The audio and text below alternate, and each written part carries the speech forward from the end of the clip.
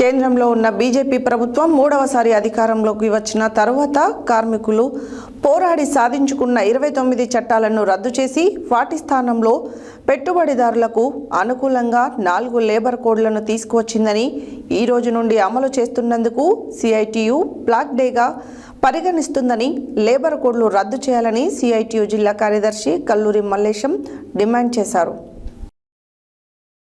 కేంద్రంలో ఉన్న బీజేపీ ప్రభుత్వం మూడవసారి అధికారంలోకి వచ్చిన తర్వాత కార్మికులు పోరాడి సాధించుకున్న 29 చట్టాలను రద్దు చేసి వాటి స్థానంలో పెట్టుబడిదారులకు అనుకూలంగా 4 లేబర్ కోడ్లను తీసుకొచ్చిందని ఈ రోజు నుండి అమలు చేస్తున్నందుకు సిఐటియు బ్లాక్ డేగా పరిగణిస్తున్నానని లేబర్ కోడ్లు రద్దు చేయాలని సిఐటియు జిల్లా కార్యదర్శి కల్లూరి మల్లేశం డిమాండ్ చేశారు.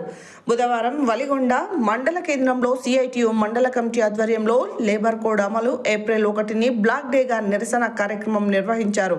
ఈ సందర్భంగా సిఐటియు జిల్లా సహాయ కార్యదర్శి తుర్కపల్లి సురేందర్తో కలిసి ఈ కార్యక్రమంలో పాల్గొని కల్లూరి మల్లేశం మాట్లాడుతూ బ్రిటిష్ కాలంలో కార్మికులు తమ ప్రాణాలు పణంగా పెట్టి సాధించుకున్న 29 కార్మిక చట్టాలను రద్దు చేసి బడా పెట్టుబడిదారులకు కంపెనీ యాజమాన్యంకు అనుకూలంగా 4 లేబర్ కోడ్లను తీసుకొచ్చి కార్మికుల గొంతు కోసిందని కేంద్ర ప్రభుత్వాన్ని విమర్శించారు.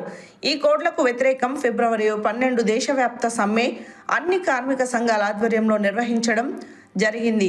ఈ సమ్మెకు మద్దతుగా పార్లమెంట్లో ప్రతిపక్ష నాయకుడు రాహుల్ గాంధీ, మల్లికార్జున ఖర్గే సమ్మెకు సంపూర్ణ మద్దతు ఇచ్చారు. రాష్ట్ర పిసిసి అధ్యక్షులు మహేష్ కుమార్ మద్దతు తెలిపారు. కానీ ఈ రాష్ట్రంలో కాంగ్రెస్ పార్టీ అధికారంలో ఉంది. బీజేపీ ప్రభుత్వం తీసుకొచ్చిన లేబర్ కోడ్లను ఏప్రిల్ 1వ తేదీ నుండి అమలు చేస్తుంది. దీన్ని సిఐటియు వ్యతిరేకిస్తుంది. వెంటనే కాంగ్రెస్ ప్రభుత్వం అసెంబ్లీలో ఈ లేబర్ కోడ్లను రద్దు చేయాలని తీర్మానం పెట్టాలని ప్రభుత్వంను డిమాండ్ చేశారు.